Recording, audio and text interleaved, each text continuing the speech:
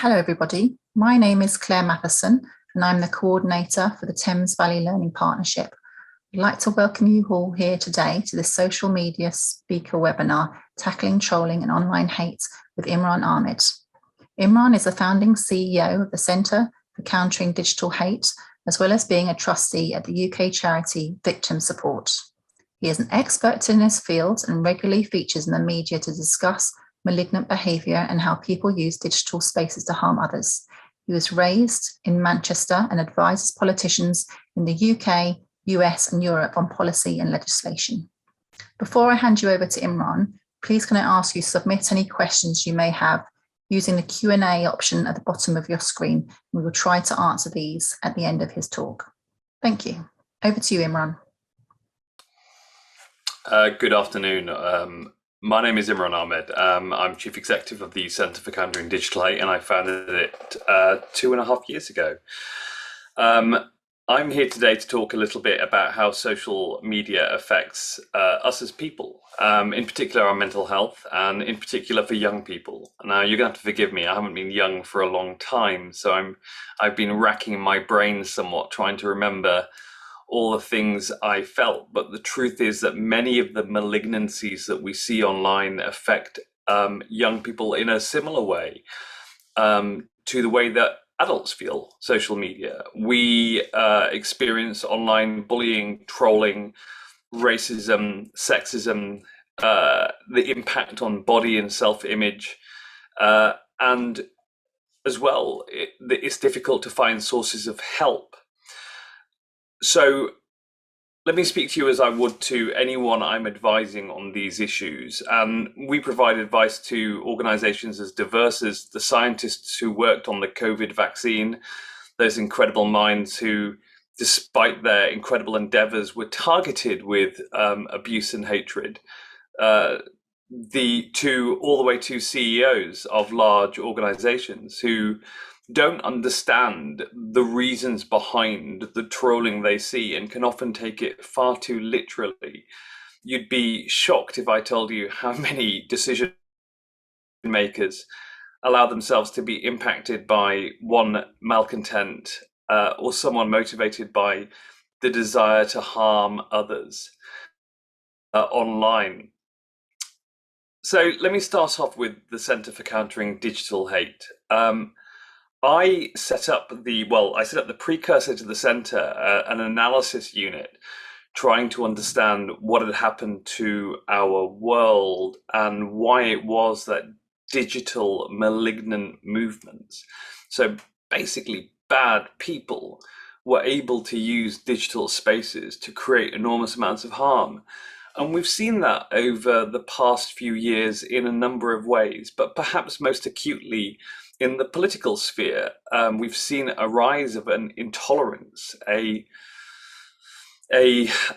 distastefully violent and aggressive and negative way of thinking and talking that platforms themselves have realized actually originates in the mechanisms, in the way that their platforms are organized.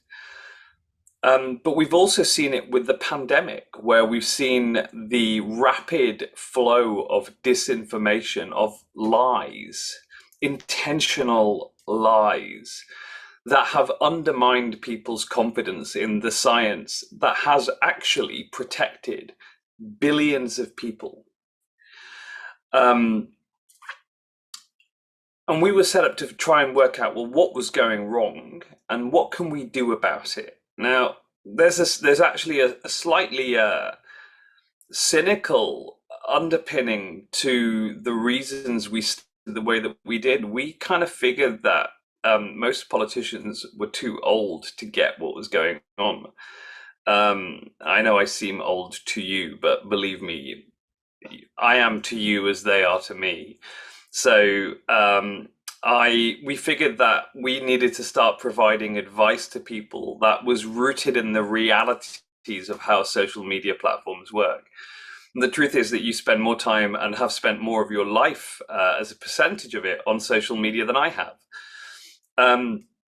We launched with a report called Don't Feed the Trolls that was incredibly successful because it explained the mathematical underpinnings of why people would troll and be abusive online.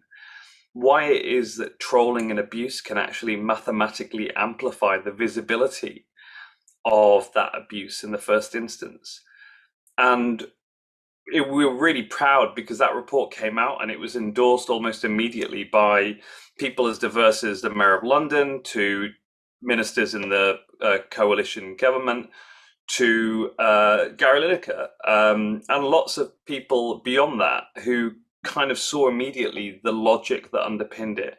And I'll go through some of that logic shortly.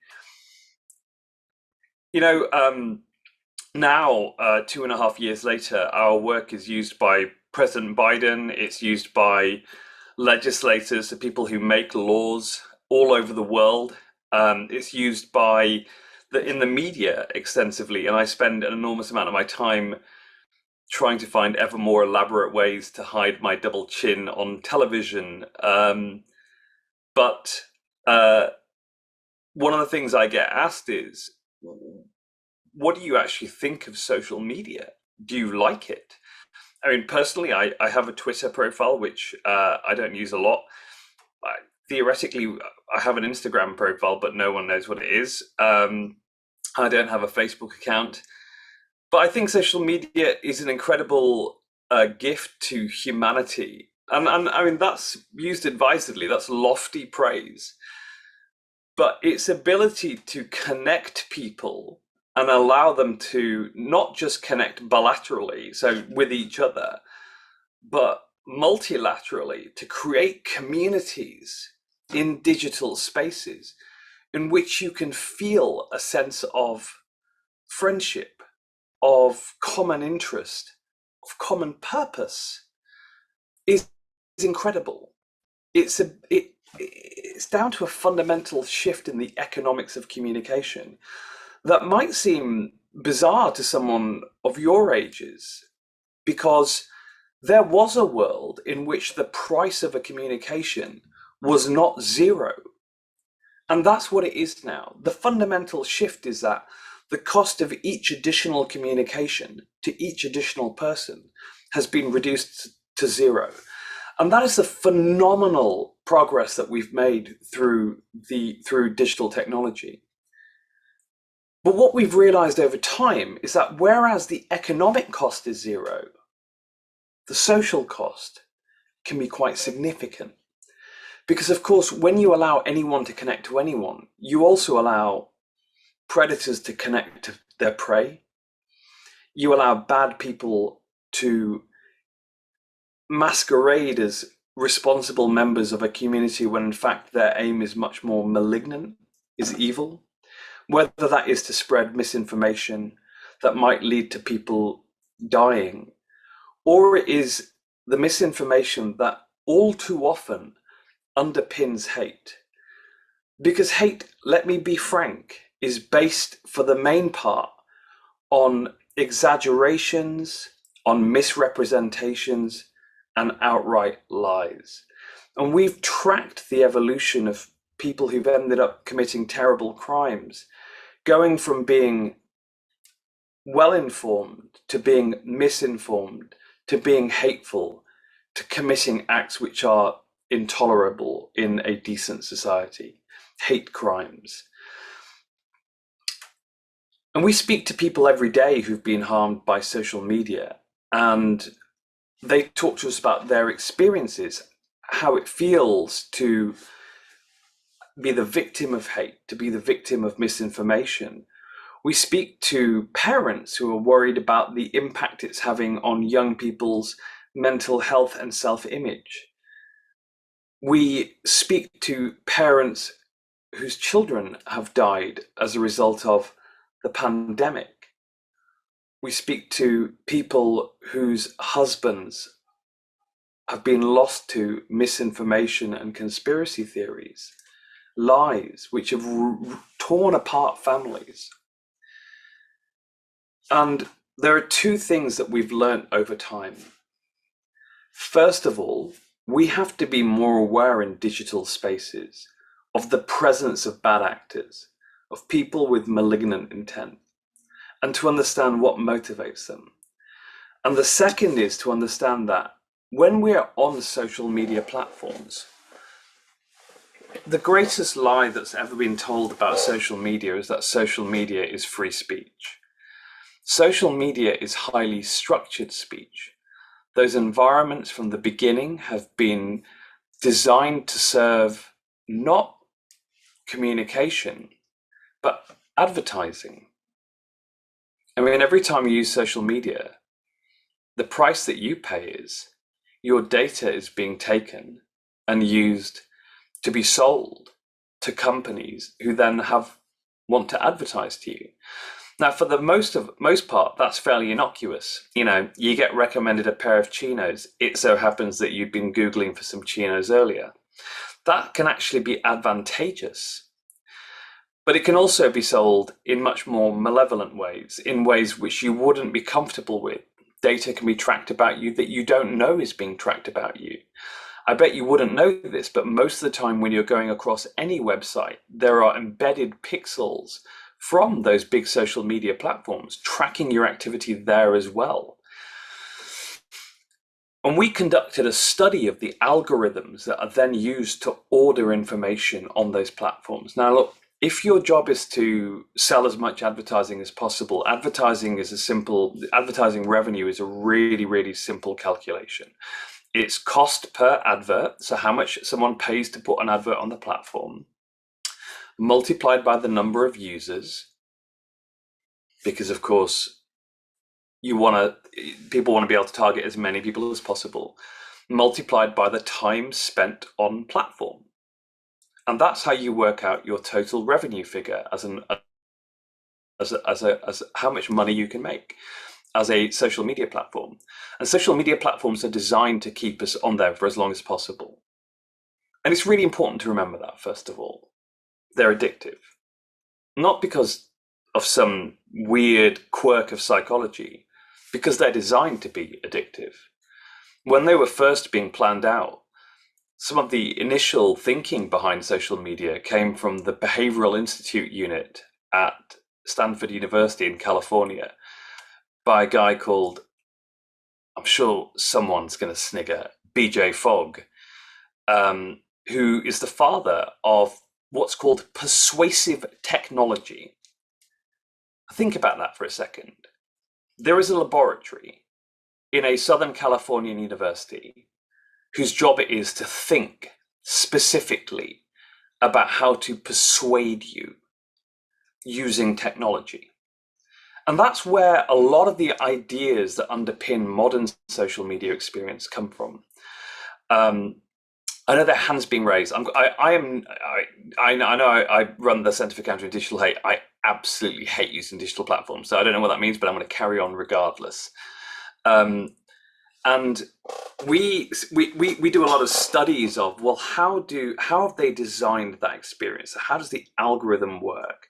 Algorithms are really simple. They're mathematical equations. They basically say, what do you want people to see? And how do you then order their experience on that platform? And I mean, social media platforms, you'll know, you don't actually get a timeline. You don't literally see the last thing that was posted from the 50 people that you follow, the 100 people that you follow. You see an ordered timeline. And that timeline is ordered by the companies which decide, remembering, going back to, why is it that they produce these platforms? They spend enormous amounts of money and energy and electricity and on making you able to access those platforms. They do it because they want you to stay there. They do it because they want you to stay there so they can serve you advertising. The platforms order information in a very specific way. So what comes top? Things that get you emotional. They discovered that what makes you angry keeps you engaged. And that's partly because they could study our own behavior. When they were giving us raw timelines, it was the things that made us emotional that made us carry on clicking and scrolling down. And we've studied the algorithms using a series of studies, setting up profiles, looking at what the algorithm recommends, clicking on one like and seeing what happens next. And it's really clear. The algorithms are written in a way that's extremely effective in sending particular types of information to you. In particular, hate, controversy, and misinformation. And that's going to sound a little bit bananas to you. It might even sound like a conspiracy theory. Like, why would they give us conspiracy theories? So there's some science behind this. Conspiracy theories are really, really well correlated. So that people are more likely to believe a conspiracy theory if they're feeling anxious and confused. But it never fills the gap. So a conspiracy theory is basically something based on a lie. It's a conspiracy, sure, but theory is the most important thing. There's no fact to back it up yet. So it's really a leap of faith. And if you think about that anxiety that I described, that sort of desperate yearning to know what on earth is going on, you're looking for big answers. And conspiracy theories provide catchy solutions, but they're not based on facts. So they never satisfy that craving, that desperate yearning to know what's true and what's not. So you end up looking for more and more and more conspiracy theories. Now, from the outside, we call that rabbit holing. You've heard probably or read in the news of someone who went down the rabbit hole of conspiracy theories. That's the psychological mechanism that underpins it. And guess what? The platforms know that. So we found that they were serving up conspiracy theories to people, suggesting they start following them, because the algorithms, by analyzing trillions of clicks, knew that that was the most addictive. And the apps and the platforms now know that this is true. We've provided the research. There's been independent research. We've discovered through whistleblowers that they've conducted their own internal research and found this to be true. And yet they haven't done anything about it. It feeds people huge amounts of content on a single topic, but it only gives you fast food. And sometimes you need to have a balanced meal. Social media won't provide that to you. Now, how that can affect you is really serious, because of course, receiving this kind of misinformation, seeing the controversial, the hateful frequently, has started to change our society and make us believe that it's acceptable to behave in those sorts of ways. Again, there's psychology behind it, something called frequency bias. If we see something frequently, we think it's true, we think it's acceptable, we think it's normal. And the normalization of hate, of controversy, of disagreement is what I mean when I say controversy, and misinformation. And misinformation is really about trying to persuade someone of a case without doing the hard work of establishing facts for it. These three things combined are having a significant impact on what we understand to be normal in our society. I mean, I wasn't really sure where I was going to go with this speech, to be honest, because I'm really good at describing the problem. But let me perhaps indulge me for a moment when I advise you as young people moving into a world in which my generations before me have created and left for you, in the same way that we've also left you with crises and things like climate. And I am sorry. I'm sorry that this is the world that's being left to you, that the information ecosystem, the world in which you will consume information, is decided in this kind of way. Facebook's own research shows that this has changed the way that we behave to each other. And it's not acceptable. In fact, it's counterthetical to all the progress we've made over centuries.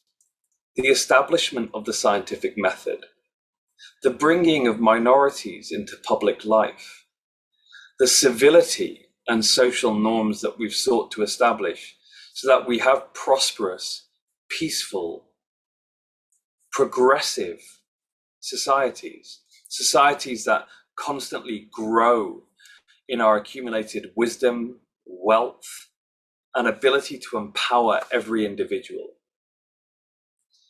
And it will be your world to inherit.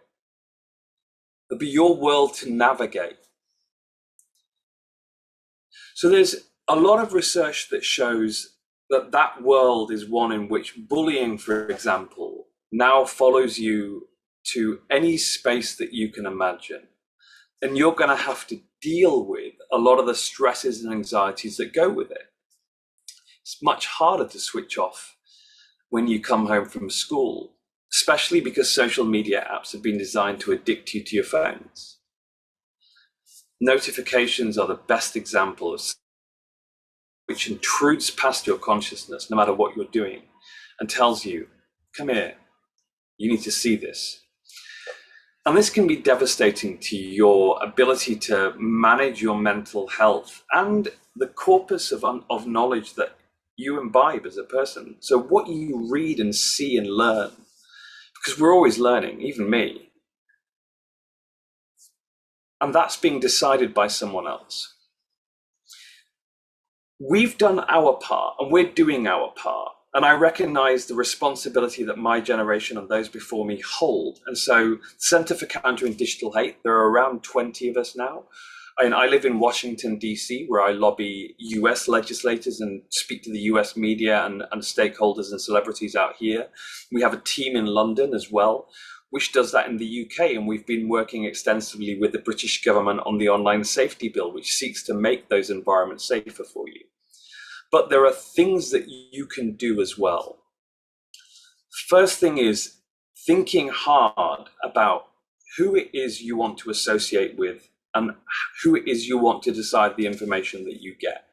You need to understand that you're on a structured platform that is feeding you information to its own interests when you're on social media. And it's, look, I like looking at pictures on the internet too. Whether it's, I mean, for me, it's mainly like, is there a nice jacket I can buy?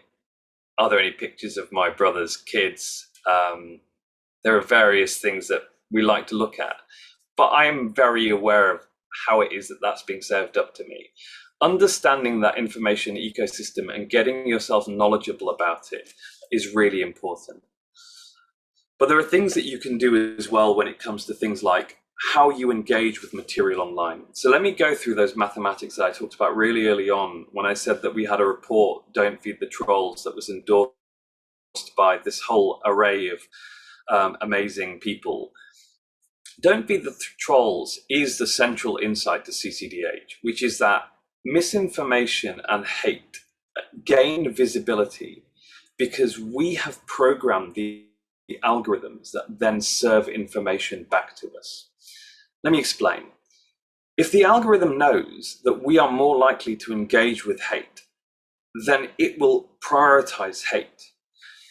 It then becomes advantageous if you're the kind of person that cares only about attention and the visibility of your material, not the merits of the arguments within, to use the tactic of being rude, obnoxious, cantankerous, antagonistic, hateful, because that actually gets people to engage with that content. People click on it, they reply to it, they quote tweet it, whether they agree or disagree, and it promotes it. So the most important and the most powerful thing you can do to hate and misinformation on digital platforms specifically is don't engage. If you're a bad actor whose job it is to increase the visibility of your material, engagement literally programs the algorithms to amplify it. There are other types of bullies, and you'll know this yourselves. There are some people that just get off on causing pain. And there's again a psychological term for it. It's called negative social potency. There's a professor called Evita March in Australia who's done a lot of work on how that's one of the motivating factors behind trolling. And one of the best things you can do with that, with someone who's motivated by negative social potency, who wants to see you in pain, who gets off on causing chaos and being a troublemaker, I guess it would be called in the vernacular, is to respond. They're looking for a response, a pain response, because that's what gives them pleasure. So don't give it to them. Ignore the comments, block the hateful person, and move on. Take a break, maybe. You could even try reporting it to the platform, although our research shows that platforms are really bad at responding to it. But with some work from the Centre for Countering Digital Hate, and with the growing awareness of politicians and the media about this problem, there may be changes in future, and I hope that we can deliver that for you. But in the meantime, do try and report it to the platforms. And remember why you're being targeted. You're essentially being used as a vessel for someone else's message. You get to decide your experiences online. You get to decide what you communicate online and what brand, therefore, you want to create for yourself. The most powerful brand in the world is not the person who's highlighting, someone acting like I guess you're all under 18, so I probably shouldn't use a swear word, but, behaving badly. But what you should be doing is trying to be the person who brings positivity to that environment. The most powerful gift you can give when you see misinformation is to actually go and find some good information and promote that to the people that you have relationships with online. The most powerful gift you can give, say in a pandemic, is information from the NHS. You might actually save a life over it. Someone might see the misinformation, might see your information coming from the NHS, and it might stop them from falling for the nonsense. Think about that. The power of our ability to communicate, and to communicate on digital platforms that are used by billions of people. So the ways to communicate pro-socially, proactively, and in the interests of our society, in the interests of each other, is the most powerful tool that you can develop over the coming years. Some of you might even end up working in communications, or there are science communicators, there are communicators who try and persuade people towards tolerance, there are all sorts of people, but we also have a duty to do so within our normal lives. Your ability to zone out the negative and produce the positive is going to be one of the most substantial individual contributions that you will make to the world in your lifetime, especially on platforms which aren't going away. So information used to flow top down. It now flows that way as well, horizontally between us in a networked way. And your ability to bring the morality that you expect from yourself in the way that you deal with your friends, your family, your loved ones, to the way that you deal online. Because we never behave offline the way that sometimes we behave online. But our ability to actually bring the same values, morality, decision-making to our online spaces is going to be critical in how we mold the world that you live in, that your children will live in. I'm going to speak very personally for a moment here. I admire anyone's ability to talk about the vulnerability they feel online and their mental health. Now, you may have experienced something which has hurt you or impacted you. You may have seen pictures, for example, which make you feel bad about yourself. You may have received trolling. You may have seen someone trolling you love. Now, these things have a psychological impact. And our ability to be both vulnerable and open in communicating horizontally to each other about how that feels, and to not just say, well, that's online, that's not important. We are human beings. We are incapable of differentiating between the hurt that we feel online and offline. The same liquids are pumping through our brain, the neurotransmitters, the feelings, the sentiments. Will flow and can be really problematic. Talk to someone. And it is not your fault. Those systems are designed to addict you, and those bad actors are using them in a way which is designed to trigger you. And just remember that it's not your fault, it's their fault. So again, I repeat the advice: block, ignore, block, take a mental health break, report it to the platform so you've actually done something about it. And then communicate to someone about how you're feeling. Tell someone about the anxiety. You're not alone.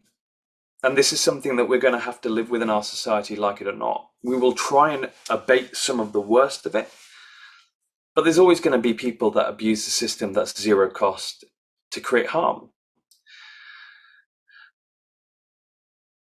And think about it. I mean, look, here's the thing with information. You can harm our environment, and as long as the information flows accurately, and if we're able in our democracies to make collective decisions based on the wisdom of a whole society on ways to deal with it, we will find ways to deal with any crisis. But information flows are corrupted. That's when you blue screen your society. Our democracy, our ability to deal with the challenges, the other challenges that we will have to deal with over the coming decades and centuries, is dependent upon us being able to constantly police, improve, incrementally sometimes, so in small ways, but also in huge ways, the way in which information flows into decision making happens within our society. If one of you goes on to be the Einstein of this field, well, that will be a real joy. I'll probably never know, but my kids will know, and they'll benefit from it too. So for those of you that are interested in information, please, follow us. Go and look at the website, counterhate.com. Follow us on Twitter, CCDH, on Instagram, counterhate, and reach out. Talk to each other. If you like, we'd be happy to have one of us come and talk to your school individually. Or you, if you don't know how to deal with things. There are lots and lots of places you can go to. There are community health resources. There are, if necessary, teachers, or if it's really serious, there's of course law enforcement. But we're around as well, because there's a whole community of us that understand that digital platforms have the potential to liberate humanity, but right now they're causing a lot of harm as well. And we want to make sure that they fulfill their original promise, because that promise is that of progress. I'm sorry, that was somewhat rambling. I hope that something in there was valuable to you. I really enjoyed the chance to expound on some of my thoughts to an audience that I don't normally talk to. And I'm happy now to take your questions. Great. So we actually have a few. We have one from a student at St. Joseph's Catholic High School in Slough. And that is, you addressed it slightly as well, and you have answered it impartially, but are there any ways that we can try and prevent online hate? So online hate is there are always people who are going to hate, right? We've been fighting this fight, trying to bend the moral arc of history towards justice and tolerance for a long time.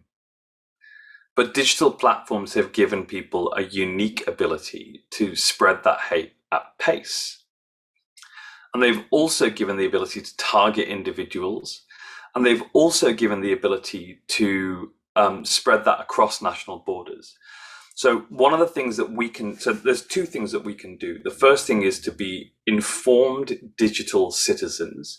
And I do encourage anyone to go and have a look, if you're interested, at Don't Feed the Trolls, which starts to lay out the mathematics and the rationale for why people use digital platforms and how they use digital platforms, which is that those are spaces in which they're able to spread lies and misinformation at pace using the amplification effect of our interactions with that hate.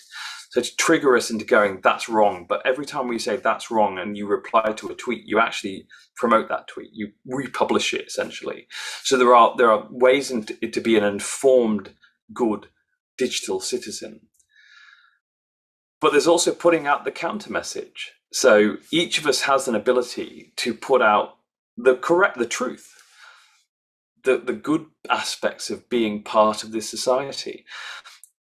And one of the things that you learn as you get older is that you can't always persuade everyone just through your rhetoric. You have to make the best argument you can, let others make their argument, build up the trust, and use the trust that people have in you because you behave in a way that isn't like hate actors, to win that argument.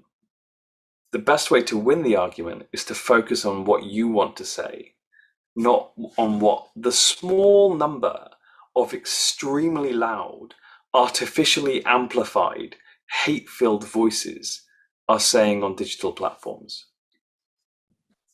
Great, thank you. We have a staff question as well.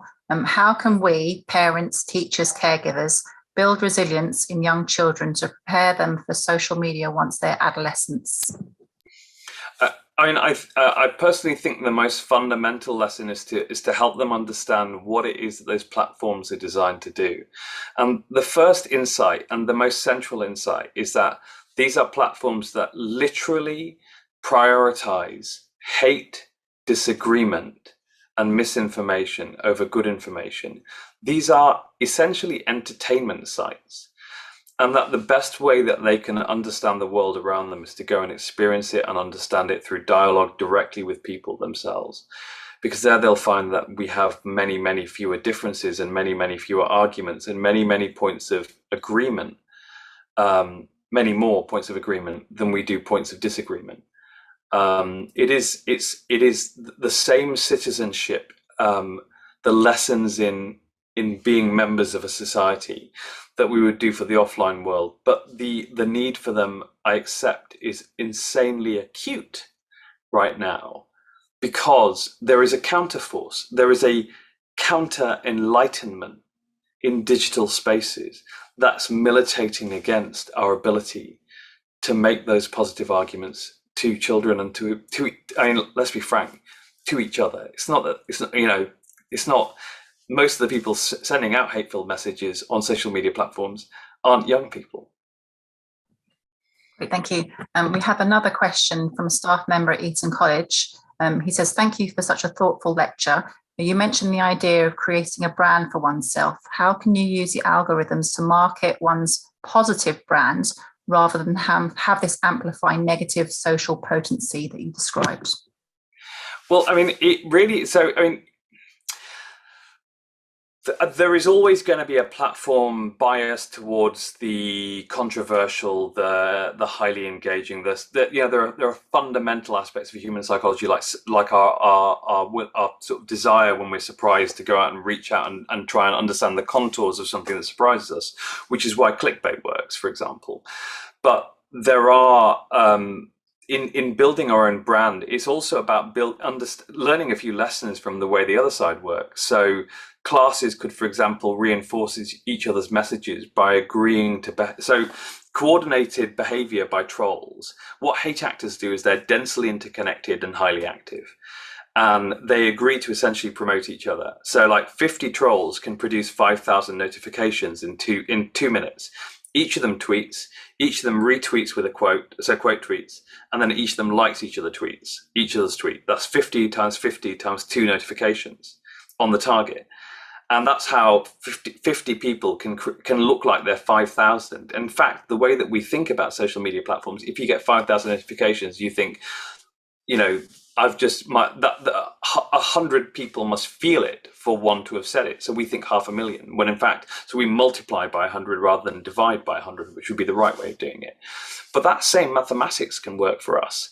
So how do we create communities which reinforce our values? And I think, one of the things that I've done before is done training for people in how to be social media, it's a terrible term, it sounds really, really dorky, ninjas, to promote international development or other things, climate action.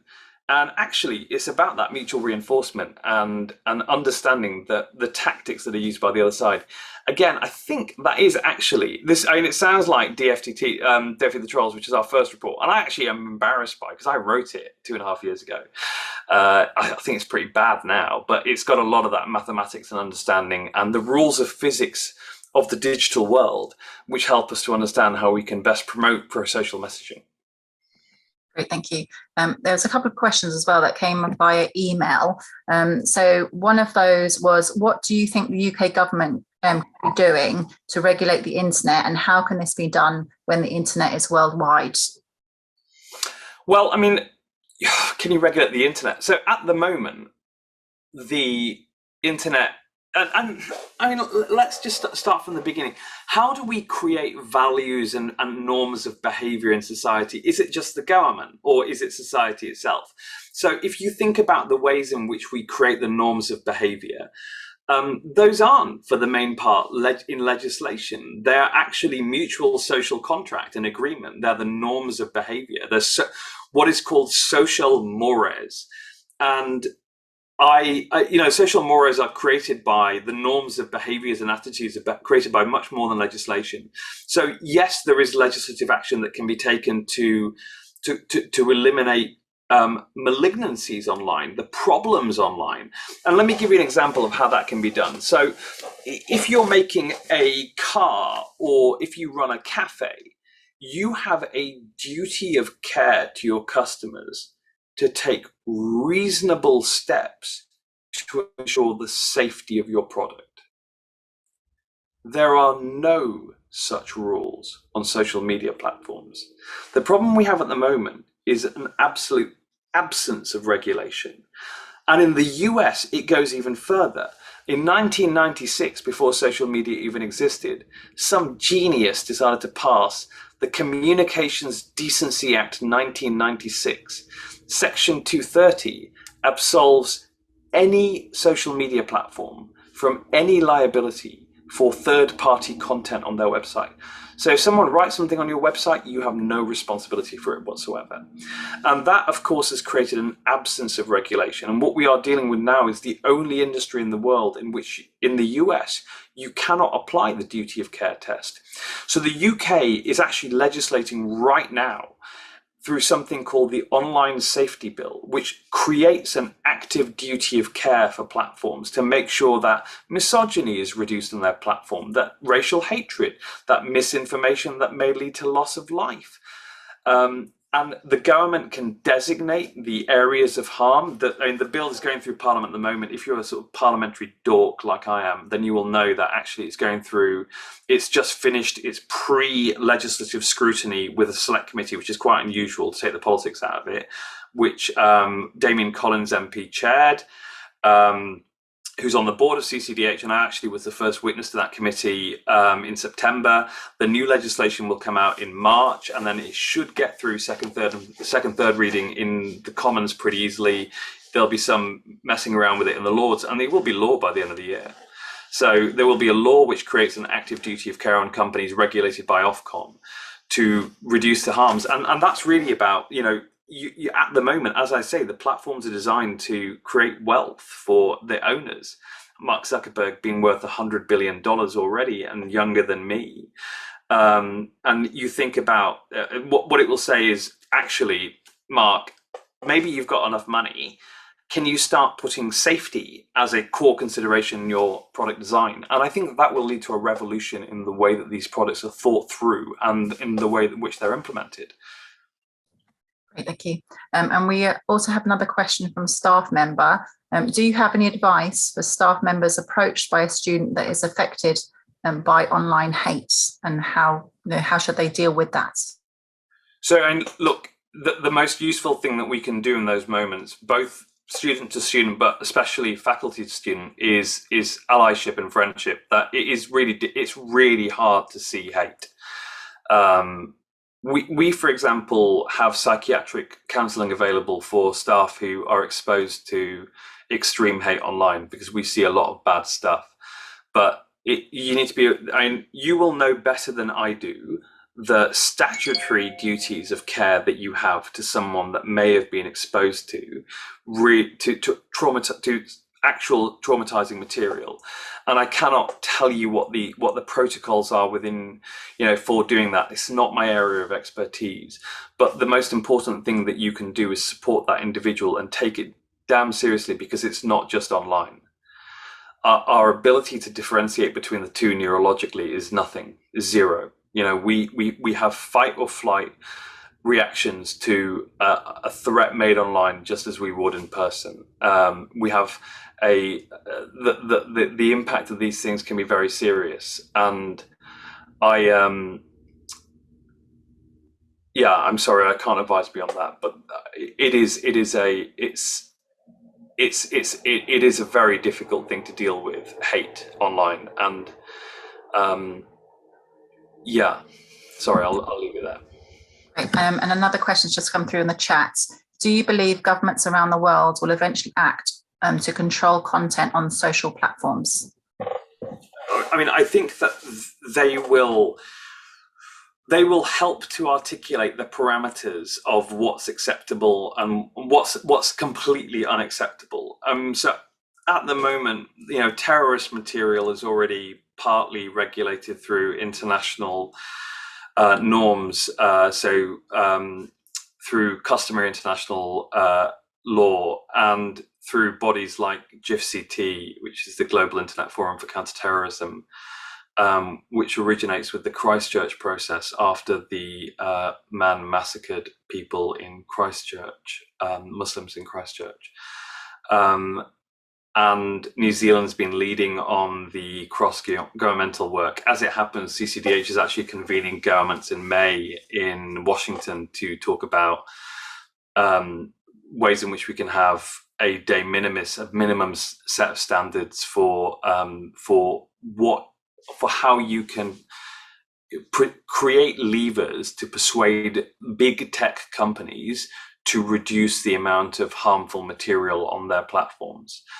But there is a tension there with freedom and the ability of people to be wrong. People actually have a fundamental right to just be wrong about things, and there is also sometimes a very fine line between opinion and a lie, and so these are really difficult areas to legislate. I wouldn't give them too much stick for taking their time to work through some of those issues. And I know that there are good faith issues around the world, and I can be a critic of Her Majesty's government, the US government, and governments around the world when I need to be. But I've seen a real endeavor to build consensus globally on this issue, because people know that it's really serious. It's affecting our ability to have progress and democracy, liberalism, tolerance, and decent societies. Great, thank you. And another question that came through on the email. Do you think less social media use can be beneficial to students that are affected negatively by online trolling? Yeah, I mean, I think it could be beneficial to everyone.